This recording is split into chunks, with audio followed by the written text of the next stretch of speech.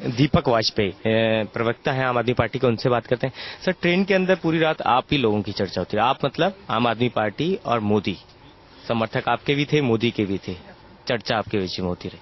कितना आप इसे मानेंगे पॉजिटिव? जाहिर है हम लोगों की कोशिश ये है कि हम काशी में हर घर का दरवाजा खटखटाएं और लोगों से ये दरख्वास्त करें कि वो जो भी उनकी चॉइस हो, इन्फॉर्म्ड चॉइस हो। वो किसी वेव, किसी चर्चा के लिए केवल वोट ना दे दें, किसी जोश में लोगों को लाकर वोट ना दिला दिया जाए। वेव के खिलाफ जा रहे हैं, मतलब जो वेव चल रही है, मोदी की वेव जो बताइए वो। The wave is been created in studios of television channels. कोई बाहर हमें कोई वेव देखने को नहीं मिलती। हम कह रहे हैं इन बहानों पे वोट ना हो, इन्फॉर्म चॉइस हो, लोगों को पता हो कि क्या इश्यूज है। एक महीने रणनीति क्या होगी, क्या रणनीति आप लोग बनाएंगे कि घर, जैसे आपने दिल्ली के अंदर किया डोर टू डोर कैंपेन वाला, इसी तरीके की रणनीति बनाई जाएगी? और क्या हर घर का दरवाजा खटखटाएंगे, हर किसी से कहेंगे कि आप सोच समझ के वोट कीजिए। आपको पता हो कि मुद्दे क्या हैं। उन मुद्दों पे अगर आपसे कोई वोट मांगने आता हो, चाहे वो किसी भी पार्टी का हो, उनसे सवाल पूछिए।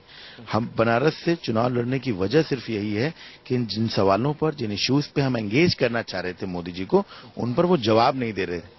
तो इसीलिए बनारस आए कि बनारस की एक एक गली में, एक एक घर में उन सवालों की चर्चा होगी जिन सवालों का भारतीय जनता पार्टी और नरेंद्र मोदी जी जवाब नहीं दे रहे हैं, देना नहीं चाहते हैं। क्या ये आम आदमी पार्टी अभी ऐसी कोई रणनीति बना रही है कि लोग उनसे सीधा सवाल पूछ पाए, जिसे घुल मिल पाए? ऐसी कोई रणनीति बन रही है आपकी, पर्चियों के थ्रू सवाल पूछे जाएंगे, ऐसी कोई रणनीति आपको? अरविंद जी, मुझे लगता है कि हमेशा सभी लोगों के लिए उपलब्ध रहे, सबके सवालों के जवाब देते रहे। उनके रोड शोज में कोई भी उनसे मिल सकता है।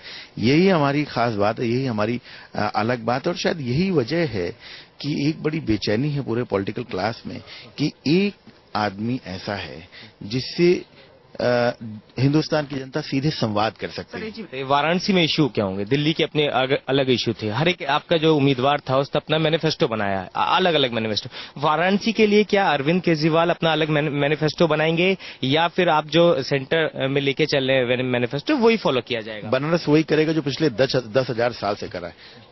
पिछले 10,000 साल से पूरी दुनिया को रास्ता दिखा रहा है, दिशा दिखा रहा है।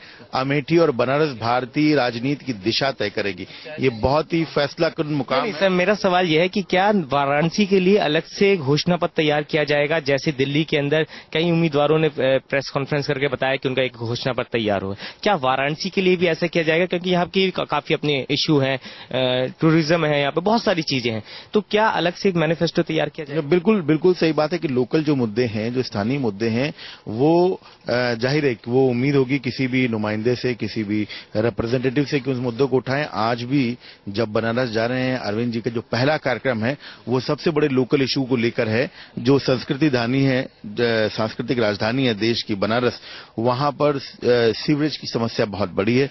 ऐसे में उसी की सफाई में एक दलित बच्चे की जान गई, उसके घर जाएंगे अरविंद जी। तो जो लोकल मुद्दे हैं वो जरूर प्रायोरिटी में हैं, लेकिन पिछले 10,000 साल से ये शहर पूरी दुनिया को रास्ता दिखा रहा है। भारत की राजनीति आज बहुत बड़े फैसलाकुन मोड़ पे खड़ी हुई है। उम्मीद है झाड़ू चला पाएंगे पूरी वाराणसी में?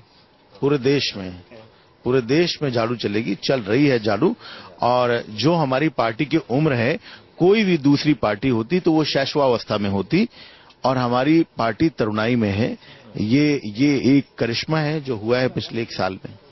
तो करीब 13 घंटे 750 किलोमीटर हमने आपको दिखाया कि शिव गंगा एक्सप्रेस में कैसी चर्चाएं हैं, लोग कैसी बातें कर रहे हैं और क्या मूड बना रहे हैं, कैसा चाहते हैं वो अपना नेता। वाराणसी पहुंच चुकी है शिव गंगा एक्सप्रेस। क्योंकि अरविंद केजरीवाल इस ट्रेन के अंदर थे, तो आप देख सकते हैं कि कितने उत्साह के साथ उनके जो वॉलंटियर्स हैं, उनके जो कार्यकर्ता हैं, वाराणसी के अंदर उनका स्वागत यहाँ पर कर रहे हैं। साथ ही जो पुलिस बल है वो यहाँ पर तैनात किया गया है, कहीं बीच में लगातार हमले होते रहे। ये आप देख सकते हैं फूल डालकर उनका स्वागत किया गया है। काफी तादाद में वॉलंटियर्स यहाँ पहुंचे हुए हैं, क्योंकि आम आदमी पार्टी लगातार यहाँ पर अपना जो लोगों को पहुंचा रही है। दिल्ली से चुनाव खत्म होने के बाद, यूपी की कुछ जगहों से चुनाव खत्म होने के बाद जितने भी कार्यकर्ता हैं आम आदमी पार्टी के, वो यहाँ पर लगातार पहुंच रहे हैं। तो ये शिव गंगा एक्सप्रेस थी जिसके अंदर हमने आपको दिखाया कि कैसे लोग रणनीति बना रहे हैं, कैसे चर्चा चल रही है लगातार कि वाराणसी का जो उम्मीदवार है, जितने भी दोनों पार्टियों ने उम्मीदवार खड़े किए हैं, उनमें से उनका एमपी कैसा होना चाहिए, वो जिस नेता को चुनेंगे वो कैसा होना चाहिए, उसमें क्या क्वालिटी होनी चाहिए, और साथ ही वो वाराणसी के लिए ऐसा क्या करे जो ये एरिया पूरा डेवलप हो सके। लेकिन ये लड़ाई सिर्फ वाराणसी की नहीं है, ये दरअसल वाराणसी के जरिए दिल्ली की लड़ाई है, दिल्ली की गद्दी की लड़ाई है, और इसीलिए इस वाराणसी के अंदर अब एक बड़ा सियासी खेल शुरू हो चुका है। अरविंद केजरीवाल वाराणसी पहुंचे और उनका विरोध शुरू हो गया। विरोध का तरीका देखिए, काले रंग का एक पोस्टर बनाया गया है जिसके अंदर लिखा गया है, देखो देखो दिल्ली का भगोड़ा आया। ये एक भगत सिंह क्रांति सेना नीचे लिखा हुआ है। पोस्टर में अरविंद केजरीवाल की तस्वीर बनाई गई है, डंडा हाथ में दिया गया है और एक पोटली उनके पीछे बांधी गई है। ऐसे तमाम पोस्टर रेलवे स्टेशन के आसपास लगाए गए और रेलवे स्टेशन ही नहीं, वाराणसी के कई इलाकों में लगाए। हालांकि आम आदमी पार्टी के कार्यकर्ता जब सुबह अरविंद केजरीवाल को लेने पहुंचे तो उन्होंने ऐसे पोस्टर रेलवे स्टेशन से फाड़ दिए, लेकिन अब भी कई ऐसी जगह हैं जहां ये काले रंग के विरोध करते हुए पोस्टर अब भी लगे हुए। जाहिर सी बात थी कि पहले से अरविंद केजरीवाल ये आशंका जता रहे थे कि उनका विरोध होगा वाराणसी के अंदर, और वो होता हुआ नजर भी आया। ये वो यूथ है जिसके साथ होने के बाद आम आदमी पार्टी दिल्ली में बड़ी जीत लेकर आई, दूसरे नंबर की पार्टी बन गई और 28 सीटें जीत कर आई। यही यूथ, वाराणसी का जो यूथ है, वो शायद आम आदमी पार्टी के साथ नजर नहीं आ रहा, इसलिए विरोध यहां दिखाई दे रहा है, पोस्टर के जरिए भी और साथ ही शब्दों के जरिए भी। जो शब्द है वो कहीं ना कहीं दूसरी पार्टियों के फेवर में है, अरविंद केजरीवाल के फेवर में नहीं है, क्योंकि जिस तरीके से दिल्ली में सरकार उन्होंने चलाई उसका विरोध है और काफी ज्यादा नाराजगी भी यहाँ के लोगों के पास अरविंद केजरीवाल को लेकर है। दिल्ली से काशी के बीच ये सफर खासा लंबा था।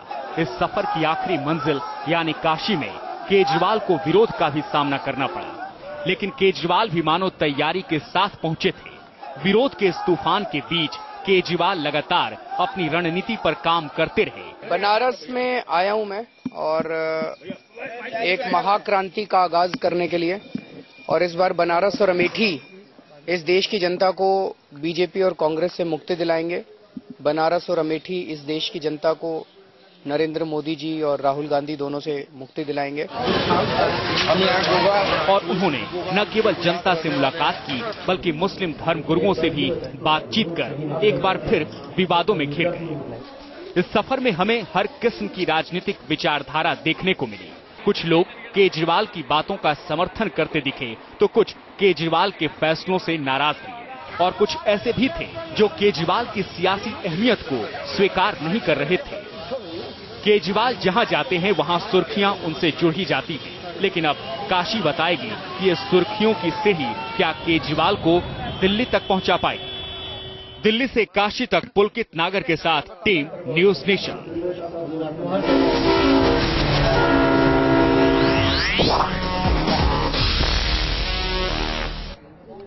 तो अब अरविंद केजरीवाल वाराणसी पहुंच चुके हैं। वाराणसी में अरविंद केजरीवाल ने बीजेपी के खिलाफ हल्ला बोला है।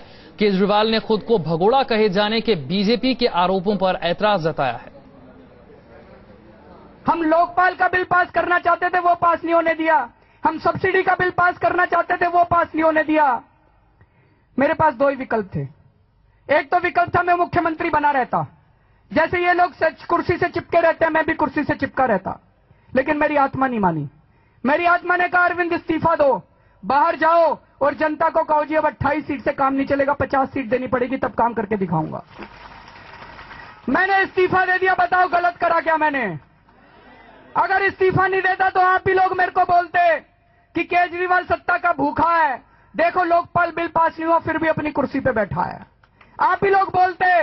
और अब जब मैंने इस्तीफा दे दिया तो ये बीजेपी वाले चारों तरफ घूम घूम के, कांग्रेस वाले घूम घूम के, इन्होंने पूरे बनारस में लगा रखा भगोड़ा, भाग गया भाग गया। अरे कहां भाग गया? यहीं खड़ा हूं। कहां भाग गया? पाकिस्तान भाग गया क्या? यहीं खड़ा हूं और तुम्हारी छाती पे मूंग दलता रहूंगा मरते दम तक। इसी के साथ हम यहां रुकने बस थोड़ी देर के लिए, लेकिन न्यूज नेशन पर खबरों का सिलसिला लगातार जारी है।